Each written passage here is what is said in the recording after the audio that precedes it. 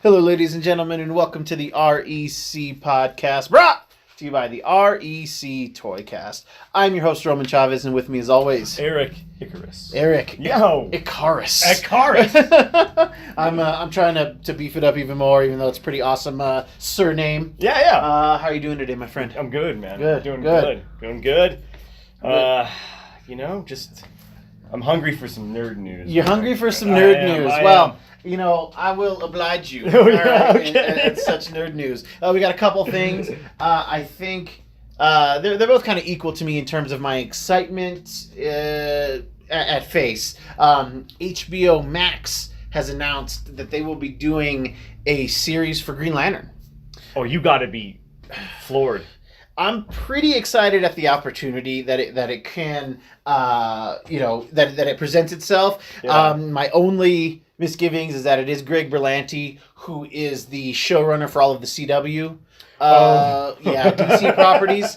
And as I've said on previous podcasts, while I appreciate his contribution to the genre, to the medium, as soon as his showrunner partner Andrew Kreisberg got Me Too'd out of the building, they feel less and less like comic book shows. Right, you say it kind of delves into like Archie or 90210 territory. It feels like so much more drama and less like they used to do very cool deep cuts comic book stuff. Right. That was super fun while also giving what you expect from a CW show. Sure. But as soon as Andrew Kreisberg was gone, you definitely felt a noticeable change in comic book information, in story construction, and it's just I don't even watch the WB shows anymore. The CW shows anymore. Rather, yeah. They don't do anything for me. I haven't started. I didn't even finish last season's shows. Wow. I'm curious. We talked about the crossover coming up this year. Mm-hmm. I may just watch the crossover episode. Oh, for sure. I'll probably watch it just because it sounds awesome. Just for that, just for that. So do you? Okay. This Green Lantern, do you know if they're going to do Kyle Rayner or John Stewart or? So that's kind of what people are talking about. Like, they haven't announced the details or anything, but I think it's a great medium for the Green Lantern. And I even think that they could even give us a curveball and do Alan Scott. Oh, the caped Green Lantern whose weakness is wood. I think that there's a world in which that could be very interesting, and you can do something different. If you can do it on HBO Max, which I don't know if that's I don't think it's like a more like hardcore. Like HBO. It's not like Marvel's Max. No. It's not like an X-rated title or anything like that. But it would be kind of cool because you could do like more mystical stuff. Yeah, okay. Which I would be very into. Yeah, totally. And it would be cool. But I mean, if we get any of the Green Lanterns, I want the costumes to look good. Right. I want the constructs to look really good.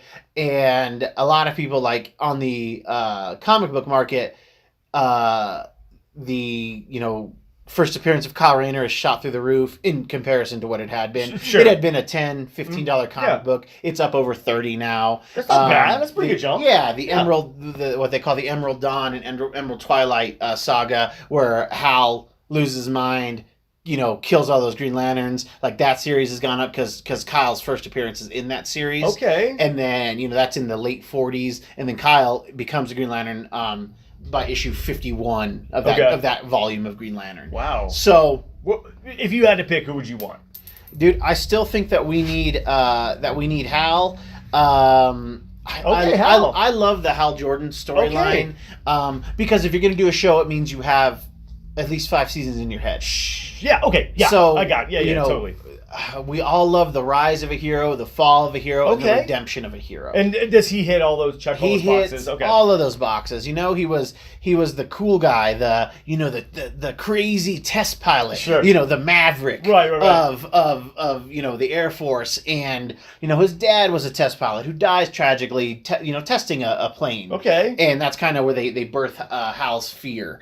So out of the Green Lanterns, so he's the cool dude. What is John Stewart? John Stewart always seemed like the Boy Scout to me. Yeah, John Stewart he's more by the book. Okay, yeah, right. That's what from what I got. And then Kyle's more like the what? He's an artist, right? Yeah, Kyle is more of the hey guys, like, we can figure this out. he's more of a peacekeeper. Gotcha. Okay. He's more of a peacekeeper. Gotcha. Okay. So yeah, I guess I would want Help me out here. We just said it. Hal? Hal. Yeah. Hal Jordan. So, yeah. Or Guy Gardner. It would be, yeah. Well, Guy would be fun to have later. Sure. Who's the hothead. Yeah, exactly. Because at the end of the day, what makes Green Lantern really cool is kind of the buddy cop thing that can happen. They can have like the partners. Right. Because at some point they do make it to where all of the Green Lanterns, there are 2 per sector. Oh, okay. The universe is split up into 3,200 sectors, and then there's 2 Green Lanterns per sector. Wow, okay. Yeah, which I love to always talk about, like, the Green Lantern for Krypton sector, he must have egg on his face. It's kind of his job to make sure that doesn't happen. I know, right? No, that's too funny, man. I feel like they tried to do that in that first that crappy Green Lantern movie, the buddy cop. Yeah, we're talking about. Like we got Kilowog. We got Kilowog, and Kilowog is kind of the drill sergeant. He's the one who whoops the rookies into shape. Okay. You kind of have Sinestro and Hal, kind of tag team and some stuff. That's awesome. And it's such a rich tapestry. Yeah. And to do it in a show format, it's perfect. Serialized, I think makes total sense. Big time. I feel like that's one of those comic book properties that a movie can't do it justice. You can really can't. Yes, you can. There's a lot of lore. Yeah. So much to dive into, and I would want a more expansive universe instead of just a 2-hour contained story. Yes. You would have to do Green Lantern. You'd have to do Green Lantern Core. Right. And then maybe even a third property that kind of ties into all of those things. Totally. And that would be fine. Like, I would be really into it. But I think people have such a bad taste in their mouth from 2011's Green Lantern with Ryan Reynolds. Right. Which, I mean, if Ryan Reynolds can't get you to watch it, you're not. You're doing something really bad. It's gonna be hard to take a second bite of that apple. Oh man. But there's great villains. I know. Well, I think we'll probably have to spotlight some Green Lantern stuff down the road. But I'm very excited at the prospect of it. I'm a little iffy on Berlanti. Right. Just because it's like, what are the Game of Thrones guys doing? Right. They just left their Star Wars project. Really? Yes, they said they don't have enough time in the day and that they can't dedicate what they need to their, because they were supposed to get a saga. They were working on a saga, and they're also working on a show. And I don't know. I would have to look it up, but I don't know if they're involved in the kind of Game of Thrones prequels. Which one already got canceled? Which one was it? They haven't. I didn't get which one that they said, but then they announced details for House of the Dragon or whatever it was that they're going to do. So there's a lot of shuffling going on with DB Weiss and the other guy. It's like 2 DBs.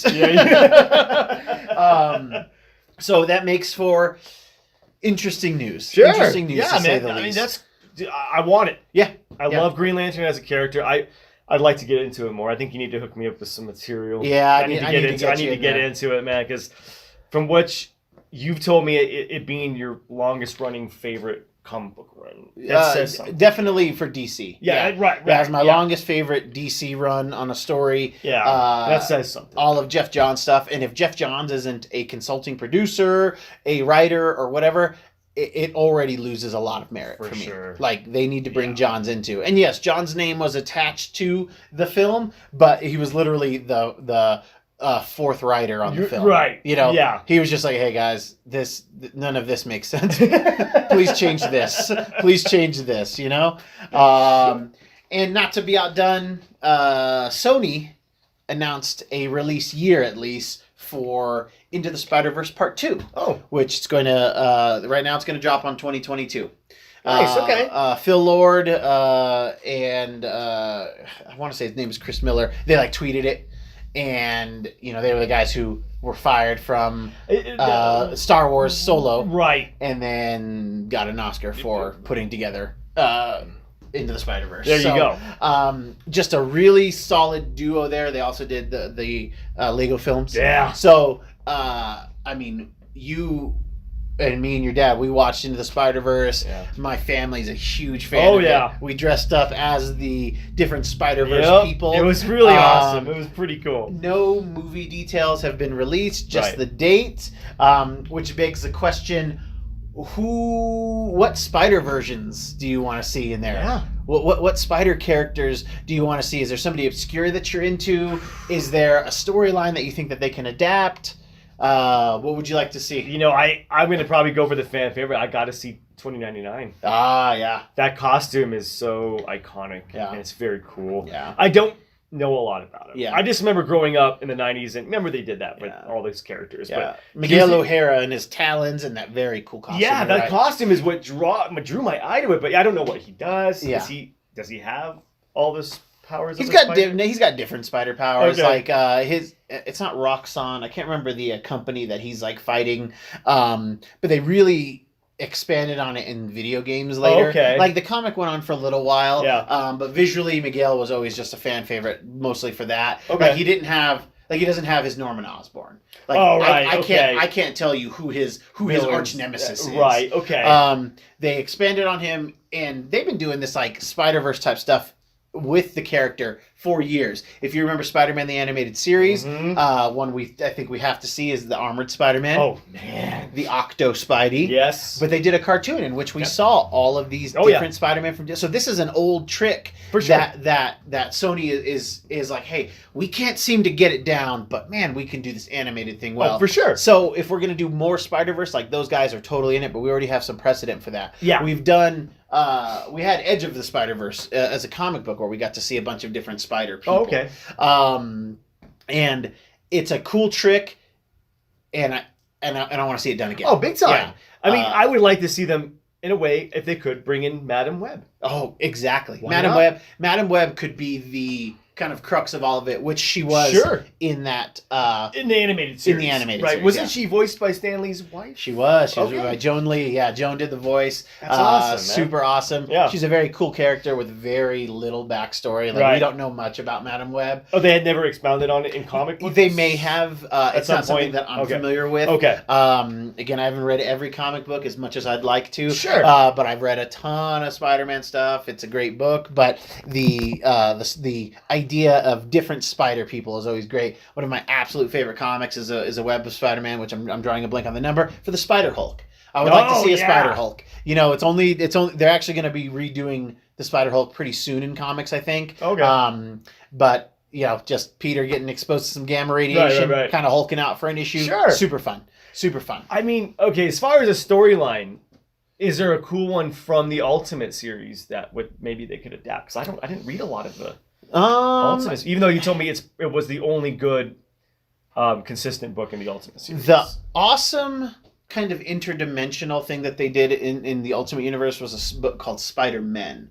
And Spider-Men was awesome. It focused on Miles. Okay. And Miles had been Spider-Man for a little while, so the Peter Parker of the Ultimate Universe has been dead for a little while. Right. At least a year, probably in that frame. Okay. And our Spider-Man, the kind of 616 Spider-Man, gets thrown into that universe. Okay. Which is kind of the loose basis then for Edge of Spider-Verse and Into the Spider-Verse. Wow. You know, just this idea of like, hey, we can have the Spider-Man crossover because Sure. there's precedent. Yeah. And it was a great thing because Miles needed it because he gets the opportunity to learn from an older, Sure. a 30-something-year-old Spider-Man, Right. very much like in the film, but like learn right.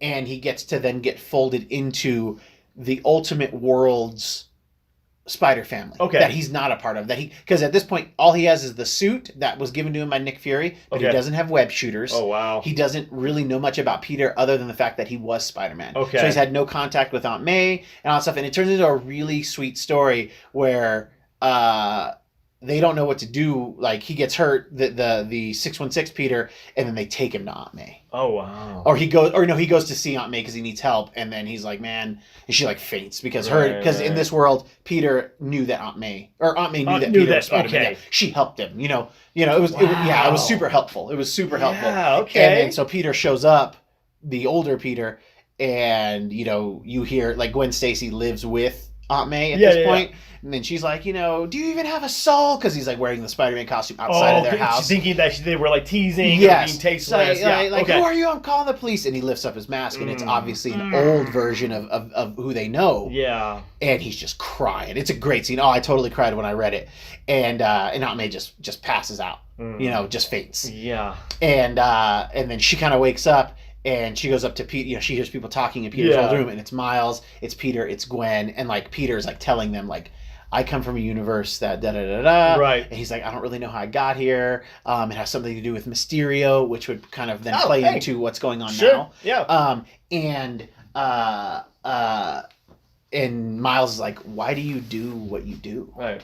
And he's like, and it's kind of very much like, he's like, when you can do the things I can and you don't, people get hurt. Very much like what Tom Holland says in the movies. Right. He's like, and he said, and like Aunt May kind of comes up and like interrupts him. She's like, so what is this? And she's like, I'm sorry. He's like, if I thought about this for even more than a second, he's like, I would have never came here. He's like, I'm really sorry, Aunt May. Yeah. And she's like, it's you? And he's like, it is, but I'm not from here. Yeah. And she's like, oh my gosh. She's like hugs him and they hug each other. They have this great embrace. And she's like, tell me about yourself. He's like, well, I do this because of Uncle Ben. And she's like, is Ben alive where you are? And he says, no. And it's because of me. And he's like, and on that day, he's like, I learned that with great power, and then she finishes it. She says, comes great responsibility. That's cool. And it's the first time that Miles hears it. Oh. And it's very important. And then Aunt May ends up giving Miles web shooters. So, it was so good. That is awesome. It's 5 issues. Yeah. And it's excellent. It's excellent. It's some of the best, it's Brian Bendis doing it. He did all of the Ultimate Spider-Man stuff. He created Miles Morales, and it was such a wonderful story. And it was just really cool to see, it didn't matter where you are, Spider-Man is a family. Yeah. And even though Peter's trying to keep people safe, he always has MJ. He's always got Aunt May to an extent.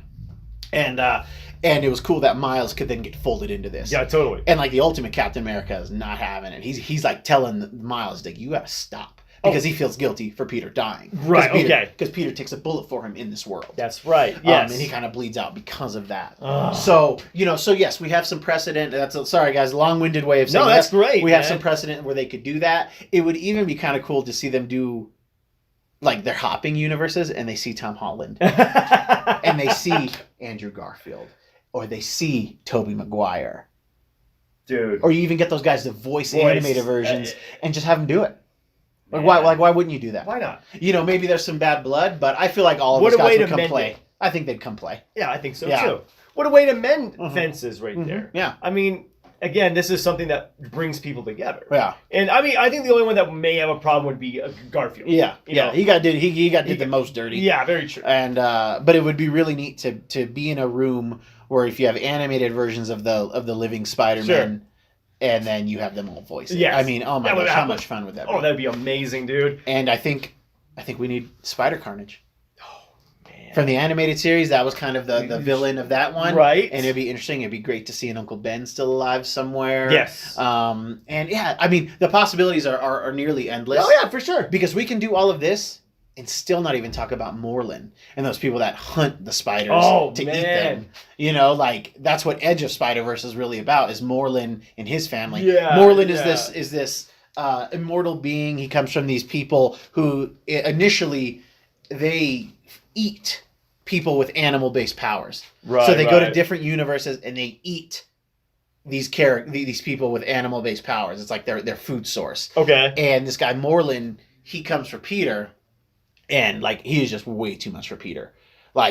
Peter almost dies fighting Morlun. Yeah. And the only thing, and spoilers, guys, if you haven't read the comic, the only thing that saves Peter is that his powers are unnatural because they're radioactive. Oh. So he tries to eat it and he gets sick because it's radioactive. Yeah, that makes sense, dude. That's pretty. Wow. Yeah, super interesting. Dude, there's like you said, there's so many places we can go with this. There's 3 very solid reasons for us to do multiple spider dimensions.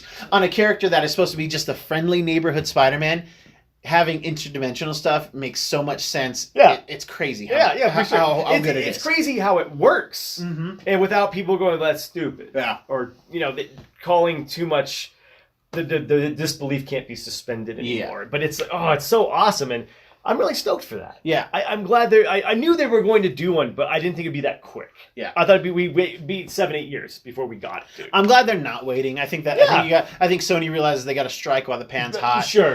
They just kind of had to cave to some Disney demands. Yeah. So it's like, hey, you know what? Let's go. We can do this. Because they can do it. I would watch just a Spider-Gwen movie. Just like Gwen Stacy's film. Oh, man. I that's got to be coming down the pipe. It's got to be. It's got to be. And there's got to be a world in which they do a live action one. That character is so hot right now. Oh, big time. You could easily do that. Girl power, all of those things. Oh, for sure. And, we want to see that story of her and her best friend, Peter Parker, and Peter dying, and all of it. This is what's so cool about the spider lore is that they've got the different ways of telling the same story. Yes. But it's not contrived or stupid. It's very heartfelt. It's heartfelt. It's also pure sugar. Sure. It's almost like comfort food.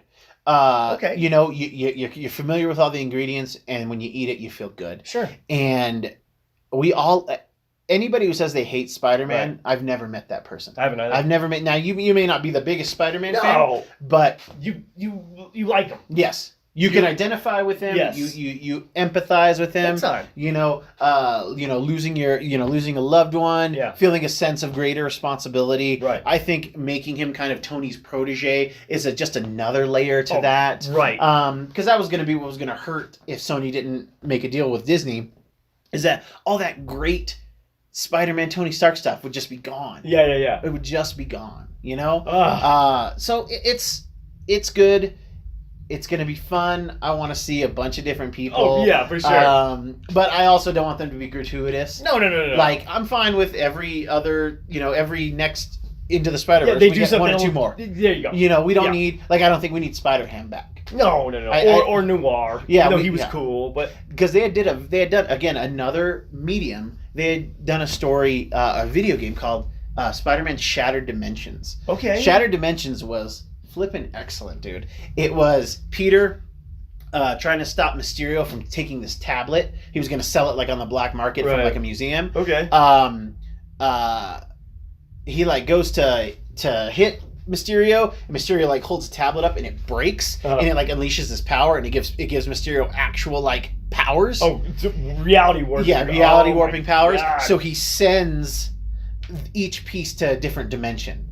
So you get pulled into those dimensions and you have to talk to the Spider-Man from that world.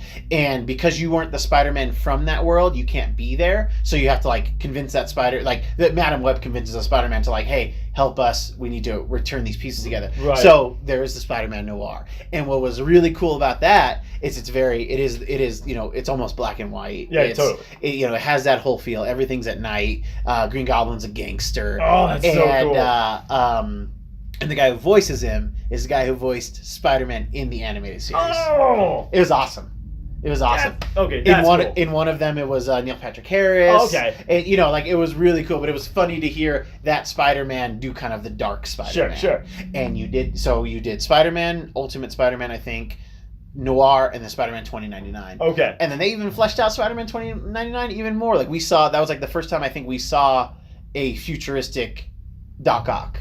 Wow. They really did more stuff, and then each one, all of the moves were pretty much the same, except there would be one specific level in their world where only the Spider-Man Noir could do this. Okay, thing. yeah. And only the Spider-Man 2099 could do this thing. And it was an excellent game. Excellent game. And why not? Even if worse comes to worse, they could just pull from them. Yeah. If they had to. And since Mysterio was so popular in Far From Home, you're right. Like, we can do a different version of Mysterio. And what was cool about that Spider-Man storyline is that we had already had we had seen an Ultimate Mysterio, right. And he kind of looks weird. Like, he almost looks like a flaming head, but not like a flaming skull, but like a person's head with like green flame. And almost like a jumpsuit. Like, he didn't look anything like the fishbowl. Right. Well, it turns out our Mysterio figured out he couldn't get to our universe, but he was able to make an avatar, so it's been him this whole time. What? Yeah, it was a really cool cool. wrinkle to it. Yeah. So that's how Peter figures it out. He's sending this avatar there, and then Peter finds him doing something, and then gets sucked into the wormhole, and Mysterio could never go. But Peter could. Yeah, it was so fascinating. That is awesome, dude. So there is really cool stories. Interdimensional There's stuff. Stories to tell here, man. Far more than you would think. Far more than you would For think. sure. Off of the Spider-Man. Yeah, just off of Spider-Man. And, they're all smart enough that they can, help out. Sure. Everybody's a little techie. Yeah. So it's just enough. It's just enough science fiction to make it work. There you go. Yeah. I mean, it's funny. We're talking,